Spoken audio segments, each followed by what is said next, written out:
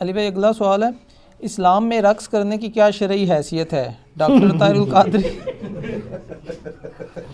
سوال تو پورا سنا دے۔ ڈاکٹر طاہر القادری صاحب تو نعت وغیرہ کے دوران رقص کرنے کو نہ صرف جائز قرار دیتے ہیں بلکہ ان کی موجودگی میں کئی بابوں کی رقص کی حالت میں جھومنے کی ویڈیوز بھی یوٹیوب پر موجود ہیں۔ اس حوالے سے ڈاکٹر صاحب جن احادیث کا ریفرنس دیتے ہیں ان کی اسنادی حیثیت کیا ہے؟ وہ بابوں والی ویڈیو ویسے آپ نے دیکھی ہوئی ہے؟ دیکھیں، آپ اندازہ کریں آخری عمر کے کام کیتا انہوں نے، اور ظلم یہ ہے کہ دین کے نام پہ یہ سب کچھ ہو رہا ہے۔ سر یہ اس طریقے سے ناچنا کودنا یہ اتنی بڑی فوش غلطی ہے کہ جس کے اوپر اجماع امت ہے کہ یہ والا رقص اس طریقے سے کرنا، ایسے جھومنا، اور وہ میں آپ کو بتاؤں وہ جس زبان میں وہ کر رہے ہیں نا ان کو پتہ بھی نہیں ہے وہ کیا ہے، تو جھومنے کس بات کے اوپر ہے؟ یہ اسی طریقے سے جب محفل قرات ہو رہی ہوتی ہے نا تو عذاب کی آیات پہ ہی لوگ کہہ رہے ہوتے ہیں سبحان اللہ، حالانکہ صحیح مسلم میں حدیث ہے کہ نبی علیہ السلام جب تہجد کی نماز پڑھا کرتے تھے تو جہاں جہاں عذاب کی آیات آتی تھی تو اللہ سے عذاب جہنم کے اگینسٹ پناہ مانگتے تھے۔ اللہم انی اعوذ بک من عذاب جہنم، آمین، اللہم اجرنا من النار، آمین، اور یہ اس پہ بھی سبحان اللہ کہہ رہے ہوتے ہیں۔ تو وہ بابے بھی جھوم رہے ہیں، وہ تو کسی اور زبان میں ہی وہ گنگنائی جا رہی ہے جو ویڈیو چل رہی ہے۔ ڈاکٹر طاہر القادری صاحب علمی آدمی ہیں، بڑی حیرانگی ہوتی ہے کہ وہ جن چیزوں کا سہارا لیتے ہیں ان کا بھی کیا قصور، پرانے بزرگ بھی یہ کرتے رہے۔ آپ حیران ہوں گے کہ یہ پہلی دلیل جو ہے نا رقص کی قرآن سے لیتے ہیں۔ سر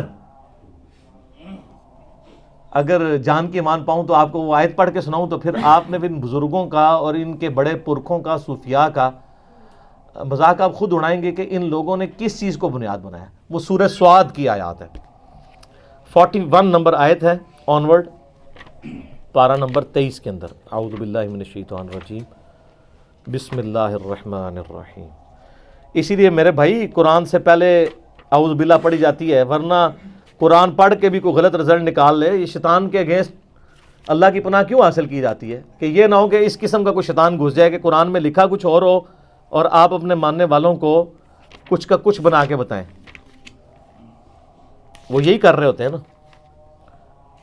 یہ جی 41 نمبر آیت سورہ سعد، پارہ نمبر 23۔ حضرت ایوب علیہ السلام کا ذکر ہے۔ آپ کو پتہ ہے ان کو اللہ تعالیٰ کی طرف سے آزمائش آئی تھی، بیماری آئی تھی ان پہ۔ یہ جو کہتے ہیں ان کے جسم میں کیڑے پڑ گئے تھے اور وہ کیڑا نیچے گرتا تھا اوپر رکھ لیتے تھے، یہ جھوٹ ہے، ایسا نہیں ہے، یہ سب اسرائیلی روایتیں۔ وَاذْكُرْ عَبْدَنَا ایوب، ہمارے بندے ایوب کو یاد کرو، اذ نادا ربہ، جب انہوں نے اپنے رب سے دعا کی، انی مسنی الشیطان بنصب وعذاب، کہ اے میرے رب بے شک شیطان نے مجھے چھو لیا ہے تکلیف اور دکھ کے ذریعے۔ اچھا وہ کوئی وسیلہ واسطہ نہیں پیش کر رہے، اللہ ہی سے فریاد کر رہے ہیں۔ ارکض برجلک ھذا مغتسل بارد وشراب، تو اللہ تعالیٰ نے ان کو وحی کی کہ اپنا پاؤں زمین پہ مار، یہ ہے ٹھنڈا پانی تیرے غسل کرنے کے لیے اور پینے کے لیے۔ وہ کہتے ہیں جو حضرت ایوب علیہ السلام نے زمین پہ پاؤں مارا نا، یہ رقص کی دلیل ہے۔ ہائے ہائے ہائے، کتنے پہنچے نا سرکار، ہائے ہائے ہائے۔ وَوَهَبْنَا لَهُ أَهْلَهُ وَمِثْلَهُمْ مَعَهُمْ، تو ہم نے ان کو مزید ان کے اہل، بیوی اور بچے ان کے سارے فوت ہو گئے تھے، اللہ کہتا ہے ہم نے دوبارہ نئے بیوی بچے دیے اور اس کی مثل اور عطا کر دیے، رحمتم منا، اپنی طرف سے رحمت، وذکریٰ لأولی الالباب، جس میں نصیحت ہے اہل عقل کے لیے۔ وہ کہتے ہیں جی اگر یہ پاؤں مار کے ناچنا حرام ہوتا تو قرآن میں یہ آتا؟ تو اس میں تو صرف پاؤں مارنے کا ذکر ہے، یہ تو نہیں کہ وہ پاؤں مارتے ہی جا رہے تھے۔ وہ تو اما ہاجر کے لیے بھی، جن کو آپ ہاجرہ کہتے ہیں، لفظ ہاجر ہے، ان کے لیے بھی سیدنا اسماعیل علیہ السلام کے لیے وہ زمزم جاری ہو گیا تھا۔ بخاری میں اشارہ تھا، نہ تورات میں ذرا ڈیٹیل کے ساتھ واقعہ موجود ہے۔ تو وہ تو پاؤں لگنے سے ہوا، تو یہ کہتے ہیں جی وہ یہ دلیل ہے، اس سے دلیل پکڑتے ہیں۔ اور اللہ کے فضل سے ہمارے جو پرانے مفسرین اور محدثین ہیں انہوں نے باقاعدہ صوفیاء کا ان آیات کے ساتھ کھلواڑ کرنے کا رد کیا۔ یہ کھلواڑ وہی ہے جس طرح کہ اہل تشیع نے کھلواڑ کیا ہے قرآن کے ساتھ۔ سورہ الذاریات کے اندر پارہ نمبر 27 کے سٹارٹ میں آتا ہے نا کہ ابراہیم علیہ السلام کو انسانی شکل میں آ کے فرشتے نے بشارت دی ان کی بیوی بھی وہاں کھڑی تھی، اس کو بشارت دی. سیدہ سارہ کی عمر آلموسٹ 80+ تھی اور وہ بوڑھی ہو چکی تھی، اس وقت اولاد بھی نہیں پیدا ہوتی، اور کہا کہ آپ کو ایک بچے کی بشارت دیتے ہیں حضرت اسحاق علیہ السلام کی. تو قرآن میں ہے فسکت وجہہا، تو انہوں نے اپنا چہرہ پیٹا اور کہا کہ میں تو بڑھیا اور بانجھ ہوں، میری اولاد ہوگی. ظاہر ہے 80 سال کی عورت اگر پریگننٹ ہو جائے تو کس کو منہ دکھائے گی. تو ایک ان کا ایبرپٹ تھا، وہ ایک ہی دفعہ انہوں نے چہرہ پیٹا حیرانگی کے ساتھ، تو کہتے ہیں اسے ماتم ثابت ہوتا ہے. تو شیعہ نے اس آیت سے جس طرح گھسیٹ کے ماتم ثابت کیا نا، سنیوں کے صوفیاء نے سورہ 7 کی آیت نمبر 41 سے رقص ثابت کیا. یہ بالکل جعلی باتیں ہیں، ان کو خوف خدا کرنا چاہیے. ان کو شرم بھی نہیں آتی کہ یہ کیا چیزیں لوگوں کے سامنے رکھ رہے ہیں. اس کے علاوہ بخاری مسلم میں کچھ احادیث ہیں جس کا غلط رزلٹ نکالا گیا.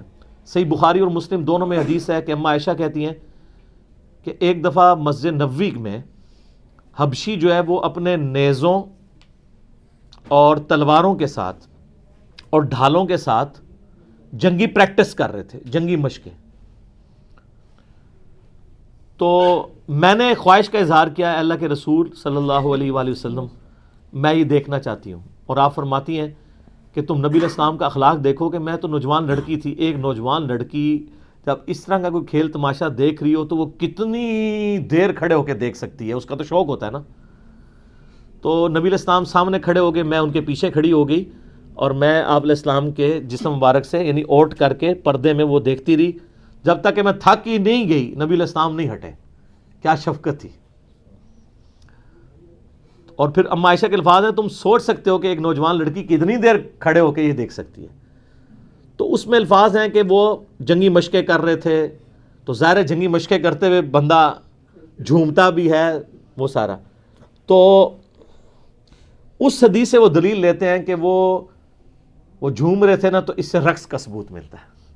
حالانکہ جنگی ٹریننگ میں اس طریقے سے پریکٹس کرنا، وہ تو عام جم میں بھی آپ چلے جائیں یا کوئی ورزش لگانے کے لیے چلے جائیں، اس کو آپ اس طرح کا قرآن اور سنت کے نام کے اوپر ناچنا اور بابوں کو نچانا ممبروں کے اوپر. اسی حدیث کے کانٹیکسٹ میں یہ حدیث بخاری اور مسلم دونوں میں ہے. صحیح بخاری میں آپ فتح الباری ابن حجر اسقلانی المتوفا 852 ہجری کی فتح الباری پڑھ لیں، اور امام نووی نے جو شرح صحیح مسلم لکھی ہے وہ آپ پڑھ کے دیکھ لیں. دونوں نے لکھا ہے کہ یہ اتنا بڑا ظلم ہے اس سے رقص کو ثابت کرنا. یہ تو جنگی مشقوں کا ذکر تھا اور لوگوں نے گھسیٹ گھساٹ کے اس سے رقص ثابت کرنے کی کوشش کی. ایک اسی کو سپورٹیو حدیث جو ہے وہ مسند احمد میں ہے اور صحیح ابن حبان کے اندر ہے. اس میں یہ کہ حبشی جو ہے وہ اسی طریقے سے مسجد کے اندر جو ہے وہ جنگی پریکٹس کر رہے تھے اور ساتھ ساتھ وہ کچھ نعرے بھی لگا رہے تھے. تو نبی علیہ السلام کو وہ سمجھ نہیں آ رہی تھی. ہو سکتا ہے وہ اپنی لینگویج میں لگا رہے ہوں یا آپ تک آواز نہ جا رہی ہو. تو آپ نے صحابہ سے پوچھا یہ کیا کہہ رہے ہیں؟ تو انہوں نے کہا یہ کہہ رہے ہیں محمد عبد صالح، محمد اللہ کے نیک بندے ہیں. اور ساتھ ساتھ وہ اپنی تلواروں کی پریکٹس بھی کر رہے تھے، اس پریکٹس میں جھوم رہے تھے اور نبی علیہ السلام کا ذکر خیر کر رہے تھے. ٹھیک ہے. اور یہ صوفیاء جو ہے یہ جہاد سے چڑ، ان کو جہاد کی پریکٹس انہوں نے کہاں سے کرنی ہے؟